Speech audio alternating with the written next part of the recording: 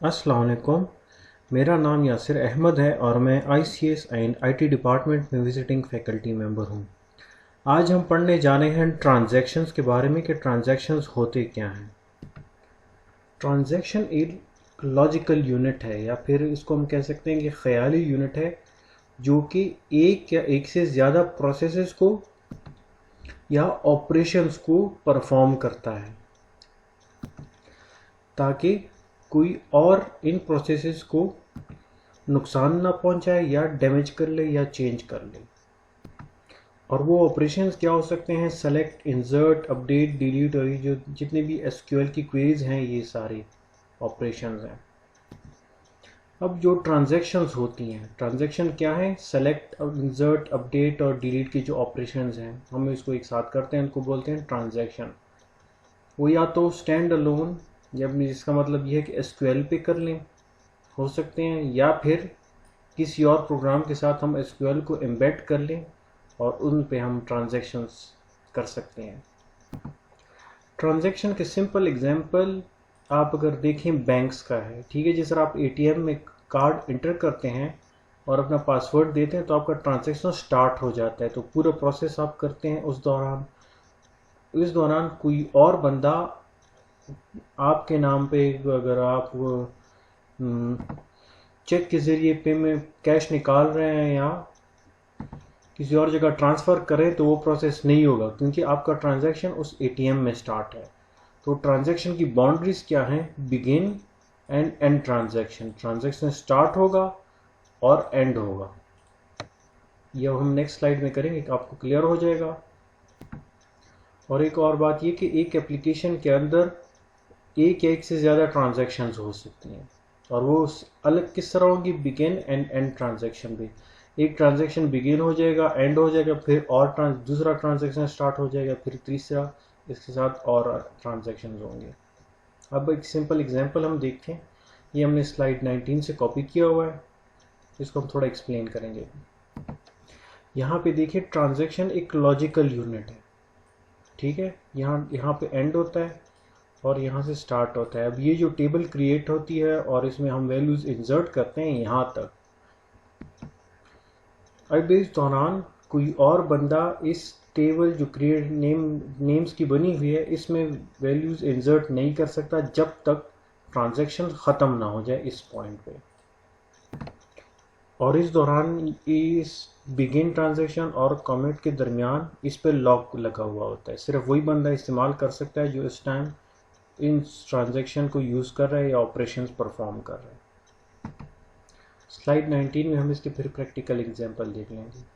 अब आ जाते हैं नेक्स्ट स्लाइड। दो तरह की ट्रांजैक्शन हो सकती हैं, एक सिंगल यूज़र सिस्टम पे और multi user system. Single user system क्या है कि एक user at a time system को यूज़ कर रहा है। जिस तरह हमने लैपटॉप या कंप्यूटर में ओरेकल इंस्टॉल किया हुआ है और उसमें हम ट्रांजैक्शन या ऑपरेशंस परफॉर्म करें, सेलेक्ट, इंसर्ट, ये सारी जितनी भी है सीक्वेंस में, इस दौरान कोई और उस बंदा इन ट्रांजैक्शन या ऑपरेशंस के दौरान इन टेबल्स में डाटा इंसर्ट नहीं कर सकता या कोई और टेबल क्रिएट नहीं कर सकता क्योंकि वो कंप्यूटर एक ही बंदा इस्तेमाल कर रहा होता है। और दूसरा क्या है ट्रांजैक्शन का? Multi user system. जिस तरह का एक एग्जांपल है, जिस तरह बैंक्स का एग्जांपल है, वो क्या है? मल्टी यूज़र सिस्टम है। मल्टी यूज़र सिस्टम में ज़्यादा यूज़र्स एक सिस्टम को या डेटाबेस को एक्सेस करते हैं। अब एक साथ एक सिस्टम को किस तरह एक्सेस कर सकते हैं? कंकरेंटली, मतलब साथ साथ या एक ही टाइम पे मैक्सिमम यूज़र्स उस डेटाबेस को एक्सेस कर सकते हैं। एक तो इसका ऑप्शन है इंटरलीव्ड प्रोसेसिंग, कि हम जो ऑपरेशंस परफॉर्म कर रहे हैं वो एक दूसरे पे डिपेंडेंट हैं और वो एक ही सीपीयू पे या कंप्यूटर पे एग्जीक्यूट हो रहे हैं। या फिर पैरेलल प्रोसेसिंग। पैरेलल क्या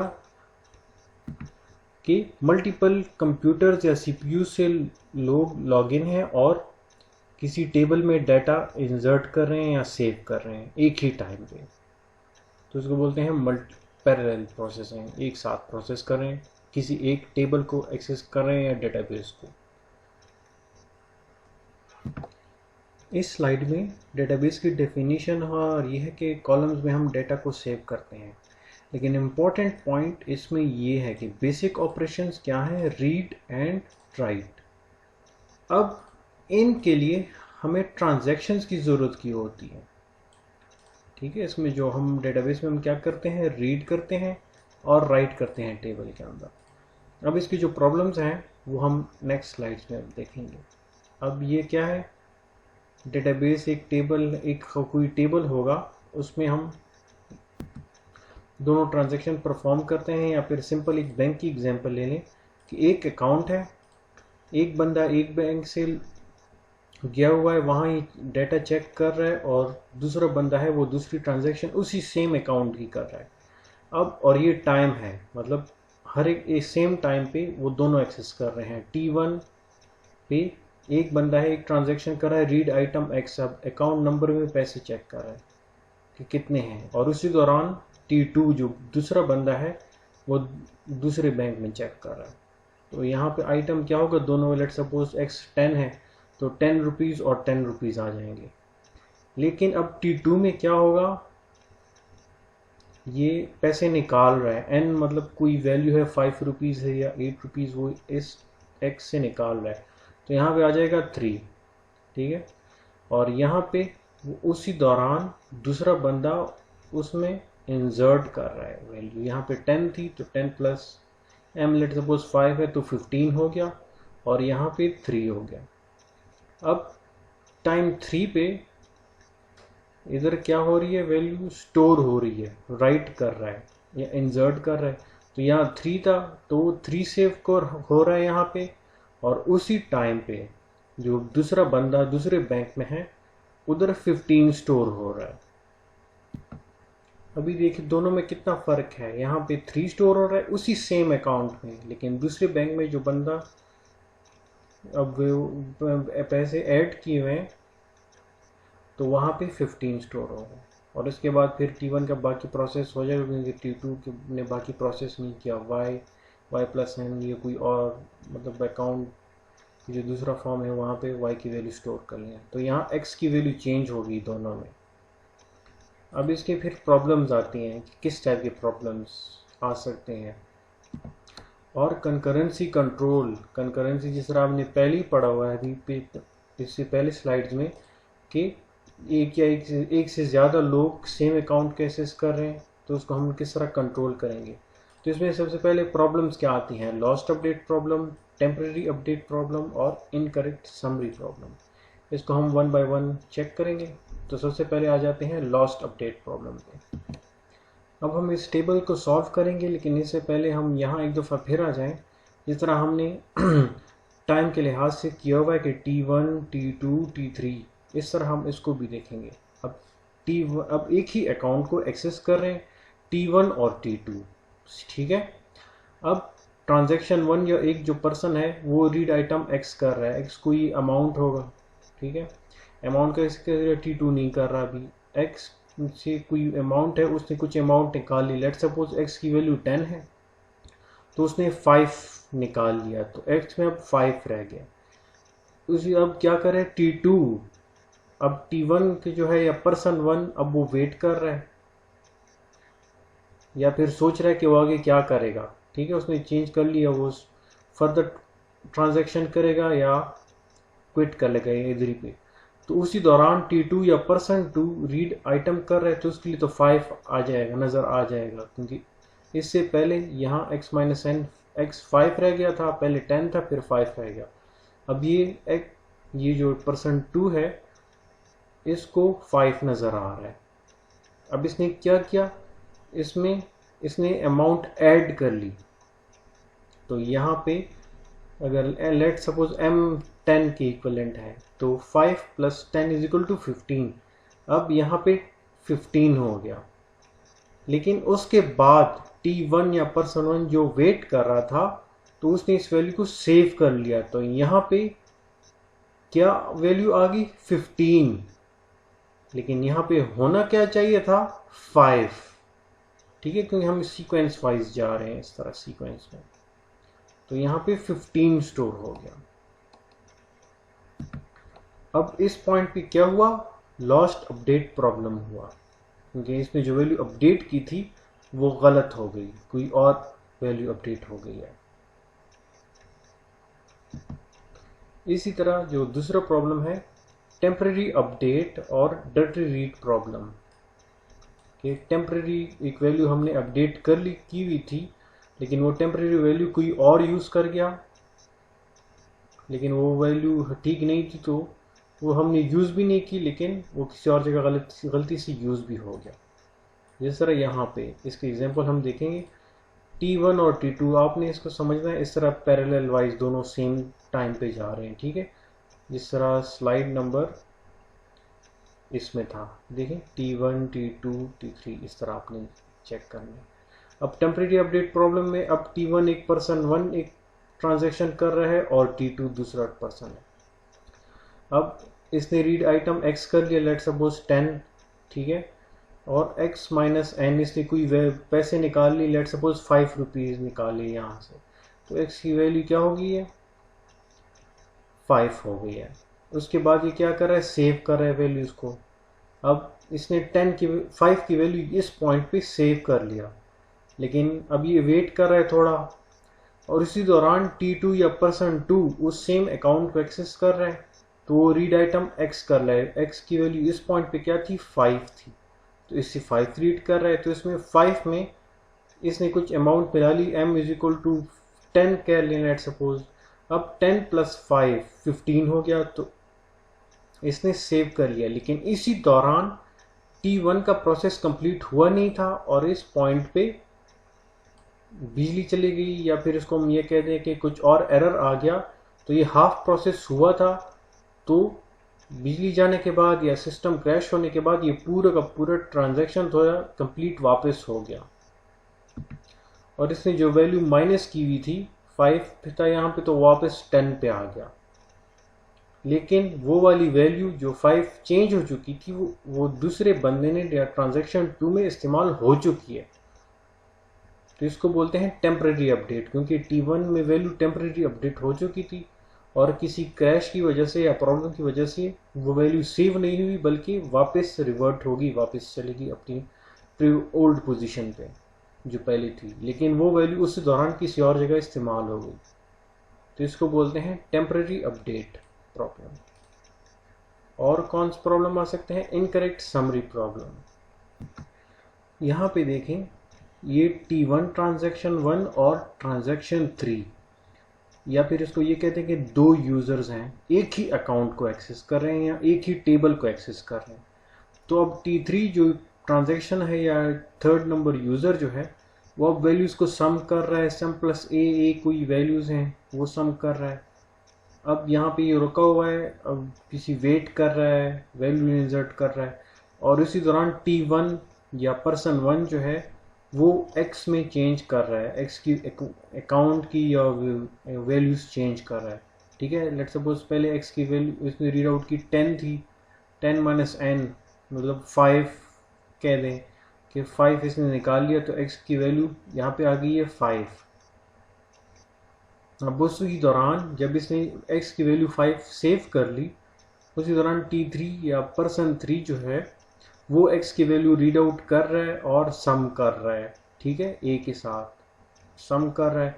अब इसी दौरान वो Y को रीड आउट कर रहा है कि Y की वैल्यू लेट सपोज हम 15 या 20 कह रहे हैं, लेट सपोज 20 है, अब 20 को रीड कर रहा है और उसके साथ वो सम कर रहा है बाकियों के साथ। जब ये इसने Y की वैल्यू सम कर ली, तो उसी के बाद T1 या पर्सन 1 ने उस Y की वैल्यू में चेंजेस करनी है। अब इसको क्या बोलते हैं कि ये इनकरेक्ट समरी प्रॉब्लम है, जो समरी या वैल्यूज ऐड कर रहा था Y की एक्चुअल वैल्यूज अभी आ गई है, क्योंकि T1 ने अभी चेंज किया हुआ है, तो इसकी जो प्रीवियस वैल्यू किसने इस्तेमाल की, T3 ने, लेकिन इसकी जो करेक्ट वैल्यू थी वो इस पॉइंट पे अभी सेव हो गई है। हालांकि T3 या पर्सन 3 को इस वैल्यू की ज़रूरत थी, इससे पहली वैल्यू की नहीं, क्योंकि गलत थी वो, तो इसने क्या किया, गलत वैल्यू को यूज़ किया, तो इसको बोलते हैं इनकरेक्ट समरी प्रॉब्लम, जो समरी कर रहा है, सम कर रहा है या समरी निकाल रहा है, तो ये इनकरेक्ट है इन वैल्यूज़ की वजह से, क्योंकि बाद में ही अपडेट हुई है।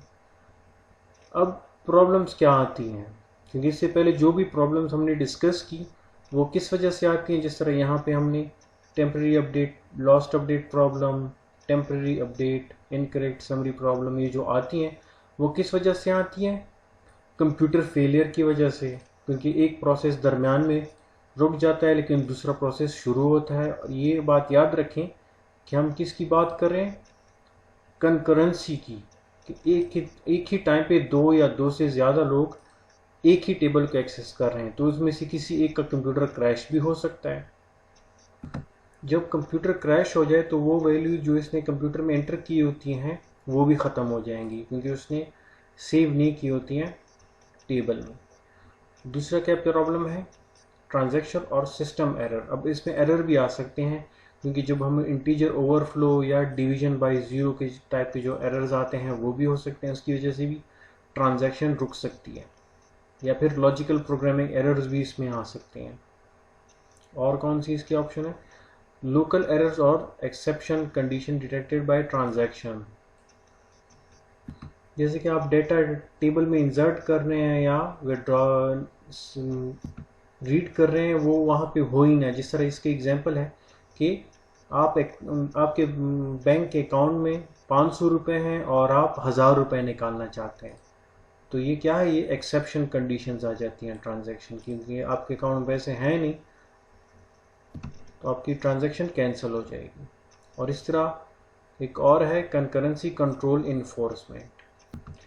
इन केस अगर आप इसमें सीक्वेंस गलत हो जाए, आप ऑपरेशंस परफॉर्म कर रहे हैं तो उस दौरान सीक्वेंसेस की आप गलत कर लें तो कुछ वैल्यूज़ चेंज हो जाएंगी, कंकरेंसी उस तरह रहेगी नहीं, सीक्वेंस ख़राब हो जाएगा, तो उस केस में फिर डेड डॉग आ जाता है।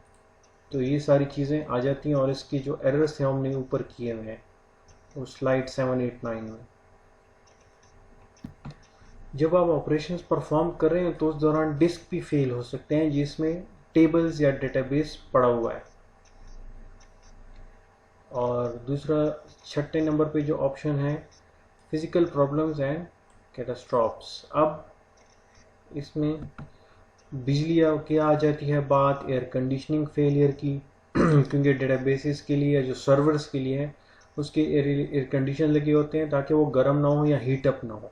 आग लग सकती है, चोरी, सपोटाज, ओवर राइटिंग डिस्क और टेप्स बाय मिस्टेक। इसमें ओवर राइटिंग भी हो सकती है गलती से, या फिर गलत टेप्स लगाई जा सकते हैं। कोई मतलब अगर कोई टेबल क्रिएट कर रहा है, डेटाबेस क्रिएट कर रहा है, वो किसी गलती से किसी और टेप या हार्ड डिस्क में वो बन जाए, तो ये सारे एरर्स आ सकते हैं और ये सारे ऑपरेशंस के दौरान। ठीक है, अब आ जाते हैं नेक्स्ट स्लाइड पे। अब यहाँ ट्रांजैक्शन की डिटेल्ड एक एक्सप्लेनेशन है कि एक एटॉमिक यूनिट ऑफ वर्क है कि जिसकी वजह से या तो प्रोसेस कंप्लीट एंड हो जाएगा या फिर नहीं होगा। मतलब अगर आप ऑपरेशन परफॉर्म कर रहे हैं और आप ऑपरेशंस के दरमियान तक पहुंच गए हैं और उस दौरान कोई सिस्टम फेलियर आ गया, जिस तरह आपने हमने 6 फेलियर्स चेक पढ़ लिए, तो इसमें कोई भी एरर आ गया या फेलियर हो गया तो जितना प्रोसेस हमने किया हुआ है, ऑपरेशन परफॉर्म किए हैं, तो वो सारे के सारे वापस हो जाएंगे। या फिर अगर फेलियर नहीं हुआ तो हमने जितनी भी ऑपरेशंस परफॉर्म किए हैं वो डेटाबेस में या टेबल में वो ऑपरेशंस सेव हो जाएंगे। और ये ट्रांजैक्शंस की स्टेट हैं, इसको हम नेक्स्ट स्लाइड में करेंगे डिटेल के साथ। इसमें एक्टिव स्टेट है कि अब ऑपरेशंस हो रहे हैं, पार्शियली कमिटेड स्टेट कि अब हम ऑपरेशंस के दरमियान में हैं, कमिटेड स्टेट कि अब सारे के सारे ऑपरेशंस कंप्लीट हो गए हैं तो अब एंड हो जाए, फेल्ड स्टेट कि ऑपरेशन फेल हो गया क्योंकि दरमियान में ऑपरेशंस के दरमियान में कुछ प्रॉब्लम्स आ गई, या फिर टर्मिनेट मतलब एंड, क्योंकि या तो कमिटेड स्टेट पे टर्मिनेट हो जाएगा या फिर फेल्ड स्टेट में टर्मिनेशन आ जाएगी या एंड हो जाएगा। अब जो रिकवरी मैनेजर होता है, ठीक है, रिकवरी मैनेजर, तो वो चेक करता है कि ट्रांजैक्शन स्टार्ट हो गई है और उसके अंदर जितनी भी हमने ऑपरेशंस परफॉर्म किए हैं या क्वेरीज वगैरह जितनी भी हमने लिखी हुई है वो प्रोसेस होके ट्रांजैक्शन एंड हो गया है, यहाँ से यहाँ तक, एंड तक। तो वो चेक करता है अगर ट्रांजैक्शन एंड हो गई है फिर वो जितनी भी क्वेरीज हैं या ऑपरेशन जो है वो उसको टेबल में सेव कर लेगा। इन केस अगर ट्रांजैक्शन एंड नहीं हुई, दरमियान में कुछ प्रॉब्लम्स आ गई हैं, तो रिकवरी मैनेजर क्या करता है, तो वो जितने ऑपरेशन परफॉर्म हुए थे उन सबको रिवर्ट कर लेता है, बैक कर लेता है या वापस कर लेता है। राइट। जब यहाँ पे कमिट ट्रांजैक्शन आ जाए, यहाँ पे एंड ट्रांजैक्शन या कमिट, तो इसका मतलब क्या है कि जो ऑपरेशंस हैं वो सक्सेसफुली एंड हो गए हैं, ठीक है, सक्सेसफुल एंड ऑफ ट्रांजैक्शंस। तो फिर से क्या होगा कि वो टेबल्स में वो सारे ऑपरेशंस अपडेट हो जाएंगी और इसको हम बैक भी नहीं कर सकते, वापस नहीं कर सकते। इन केस अगर उसके बाद कुछ प्रॉब्लम्स आ गई तो इससे इन ऑपरेशन पे फर्क नहीं पड़ेगा। इन केस अगर दरमियान में कहीं जिस तरह रोल बैक, अगर ऑपरेशंस की इस पॉइंट पे अगर प्रॉब्लम्स आ गई तो फिर वहाँ पे रोल बैक किया जा सकता है या अबॉर्ट करते हैं मिशन या ऑपरेशंस, क्योंकि इस पॉइंट पे कहीं भी ऑपरेशंस के दरमियान प्रॉब्लम्स आ गई या सिस्टम फेलियर हो गया तो ये ऑपरेशन सारे के सारे अबॉर्ट हो जाएंगे। ये इसके सिंपल है, एक्टिव ट्रांजैक्शन हो रहा है, पार्शियली कमिटेड हो रहा है अगर इस दौरान, क्योंकि यहाँ पे हाफ ऑपरेशंस परफॉर्म हो गए हैं। इन केस अगर वहाँ पे अबॉर्ट हो गया, कुछ प्रॉब्लम्स आ गई, तो वो फेल्ड स्टेट डिक्लेयर हो जाएगा और टर्मिनेट हो जाएगा। या फिर सारे के सारे ऑपरेशंस परफॉर्म हो गए तो वो कमिट आ गया तो कमिट हो जाएगा। इसका मतलब वो जितने ऑपरेशंस हैं वो सेव हो जाएंगे और टर्मिनेट हो जाएगा वो ट्रांजैक्शन। अब हम सिंपल एग्जांपल करते हैं। ये लिंक है, इसको आपने कॉपी करके पेस्ट करना है क्रोम पे या फायरफॉक्स पे, फिर इसका हम एग्जांपल करेंगे। जिस तरह अब ये आपने ओपन कर लिया तो हम यहाँ पे अब इसको एक्सप्लेन करेंगे कि जिस तरह हमने लॉस्ट अपडेट की प्रॉब्लम्स डिस्कस की थी प्रीवियस स्लाइड्स में कि दो ट्रांजैक्शंस होती हैं एट अ टाइम, एक ही अकाउंट में। तो अब यहाँ पे देखें बिगिन ट्रांजैक्शन, बिगिन और कमिट। अब अगर ये ट्रांजैक्शन बिगिन हो गई तो अब सिर्फ वही बंदा इसमें, एक ही बंदा इसमें चेंजेस कर सकता है, वो टेबल को क्रिएट करेगा, इसमें वैल्यूज इंसर्ट करेगा। इस दौरान अगर कोई और यूजर इस टेबल को एक्सेस करना चाहता है तो वो नहीं कर पाएगा, क्योंकि इस पे एक किस्म का लॉक लगा हुआ है और एक ट्रांजैक्शन स्टार्ट हो चुकी है ऑलरेडी, जो कि अभी है, चल रही है, ये एंड नहीं हुआ। ठीक है, जब ये एंड हो जाएगा उसके बाद जो दूसरा यूजर वो इस टेबल को एक्सेस करना चाहता है एक्सेस कर लेगा। जिस तरह हम इसका सिंपल एग्जांपल कर लेते हैं। अब इसको हम एग्जीक्यूट करते हैं तो एग्जीक्यूशन के बाद ट्रांजैक्शन स्टार्ट हो जाएगी।